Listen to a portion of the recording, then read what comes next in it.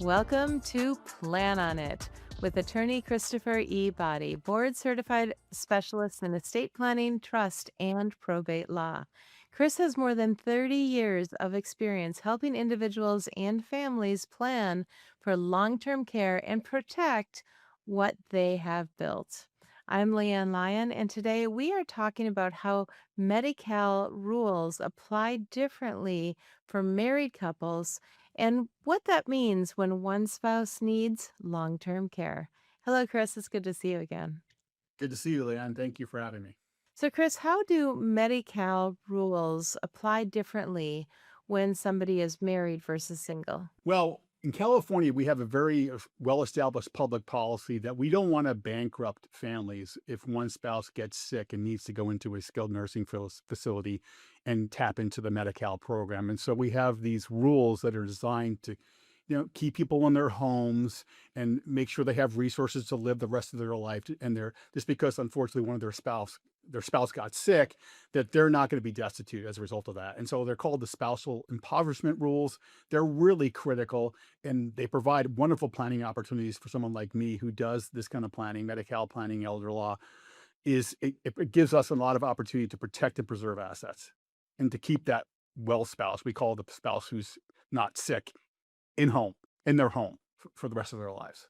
Well, when one spouse does need long term care, how does Medi Cal treat the other spouse who does remain at home? Well, they're called the community spouse, and so they're the ones staying at home. And so these rules that I alluded to earlier, the spousal impoverishment rules, are designed to provide two levels of protection: one for assets and one for income. And so, when a well spouse is seeking Medi-Cal coverage for their ill spouse, they're going to be able to preserve and keep more assets and more income in order to stay in their home and provide for their care and their ultimate quality of life, living expenses and stuff like that. Can you explain what Community Spouse Resource Allowance is and how it works in real practice? Sure. So the Community Spouse Resource Allowance is one of the two what they call spousal impoverishment rules. This one is designed to protect assets. So and this is a number that changes every year. It's subject to inflation adjustment. So the current Community Spouse Resource Allowance for 2026 in California is $162,660. Okay. Nice round number. Okay. That's the amount of what we call non-exempt assets that a well spouse can keep. Now, the ill spouse, the one who's in this facility, for example, or the one who's tapping into the Medi-Cal program, can keep $130,000 of assets in their name. So total, if you combine the community spouse resource allowance with the what they call the property reserve of the ill spouse, you're about roughly $300,000 of assets, non-exempt assets that you can keep in your reserve to use for yourself. And so this does not include exempt assets like your home, for example, or your retirement assets. They don't count at all. But we're talking about just cash assets or securities.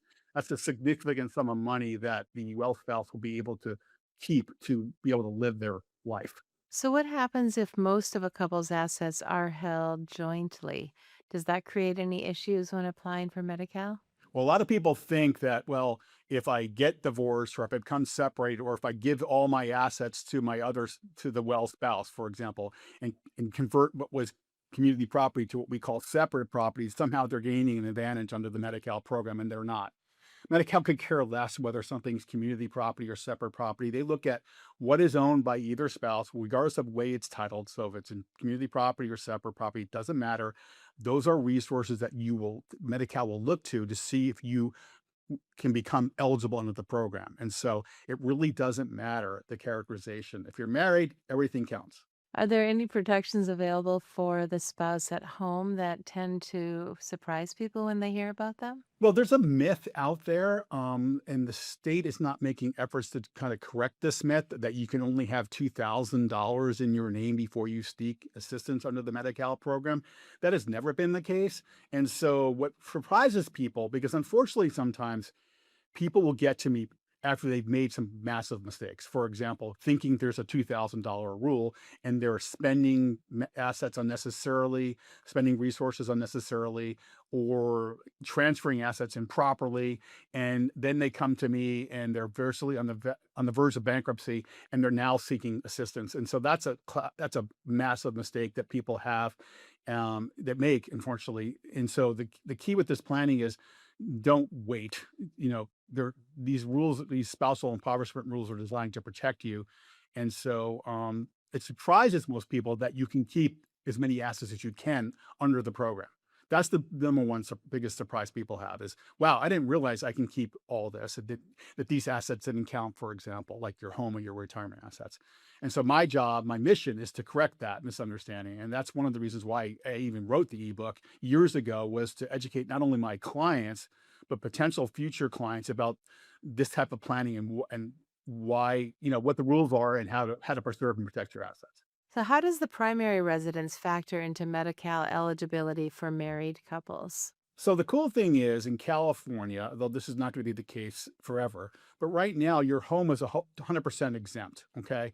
And so regardless of its value, the home doesn't count as a resource. And so you can have a very expensive home. Now, in this state, in California in particularly, the price of real estate is, significantly higher than the national average. And so people may have bought their homes in the 60s or 70s for ridiculously low amount of money, and they're worth a million or several $1 million through no fault of their own, just by virtue of where you live. And so the house can be protected. And in 2028, the rules might change, but I'm not going to go there right now. Let's just focus on the present. Your home is 100% protected. Well, how are income rules handled differently for married couples under Medi-Cal? So there's another spousal impoverishment rule, and this is called the minimum monthly maintenance needs allowance. That's a mouthful. Minimum monthly maintenance needs allowance. This is the amount of income the well spouse can keep. And that number, again, these numbers adjust for inflation every year. Okay. And they're not round numbers. They're not easy to remember. But that number, the amount of income the well spouse can keep, is $4,067. And so, for example, if the well spouse's income is only $2,000, and the one that's going in the nursing home or is tapping into the Medi-Cal program is $5,000, they get an allocation from that ill spouse's income so that they can get to that level to have the minimum income required. And so income rules are designed to protect that spouse at home so they have enough to live off of. And that's what that minimum monthly maintenance needs allowance is, to protect the well spouse and provide them basic income. Wow, that's interesting. So, what are some of the most common mistakes that married couples make when trying to plan around all of these rules?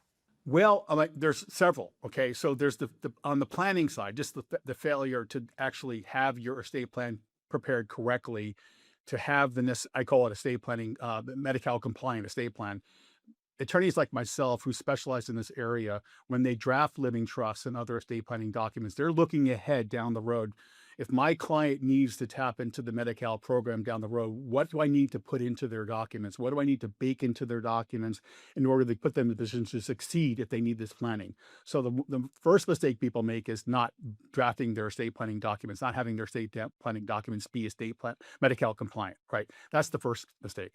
And the second biggest mistake that people make is the improper transfers. The transfer of assets, in thinking, well, I got to get my assets below the $2,000 number, which we know is not correct, by the way, but people think this, and they start moving assets improperly, and they trigger what they call look back penalties. And so that's kind of the two biggest mistakes that people make, and they can easily be avoided if you just plan correctly. So, when should married couples start planning if they want to protect as much as possible under these rules? Well, I mean, when you're doing your just a general estate planning, you should definitely think ahead. Like, well, okay, are my documents in, putting us in a position to tap into these programs?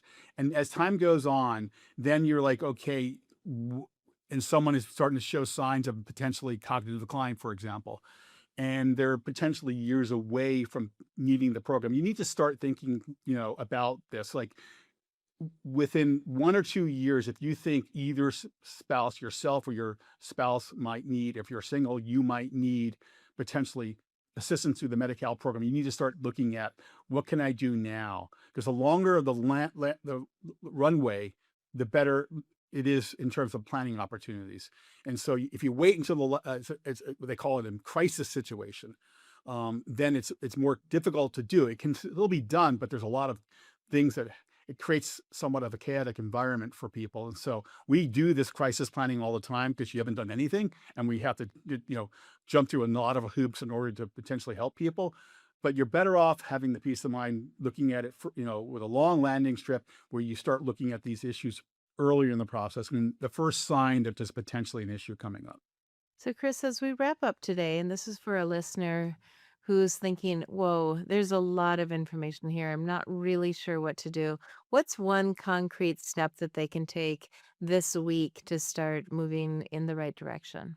Well, the first question they need to ask themselves is, do they have an estate plan? Okay. And if the answer is no, you got to get an estate plan, right? And that consists of at the core, if you have own a home, for example, a revocable living trust coupled with two powers of attorney, one for finance and one for healthcare, which would be the advanced directive for medical and the durable power of attorney for financial purposes for financial. And so that's the foundational documents. There's more to that, but like those are the three core documents, and you're gonna want that. Okay, if you don't have that, you're setting yourself up for failure. And then what you want to do is, okay, if I'm unsure if this paperwork is sufficient in order to accomplish down the road planning, if either one of us, if you're married or if you're single, if you need Medi-Cal, then have someone qualified look at the paperwork to make sure that you're in position to tap into these programs. Being prepared is critical. Being prepared provides peace of mind. This is what it's all about at the end of the day. You want to make sure that you can sleep, go to bed at night knowing that we hope we hope that we never need to tap into the Medi-Cal program, because if they do, something bad has happened and you're now so sick that you need to potentially go into a facility, which is the last place most people want to go. But you want to know that if it does happen, there's something you can do, right? And that you're set up to tap into these programs and take advantage of them. So that's what we offer to our clients, is peace of mind. Well, that is it for today's episode of Plan on It with attorney Christopher Botti.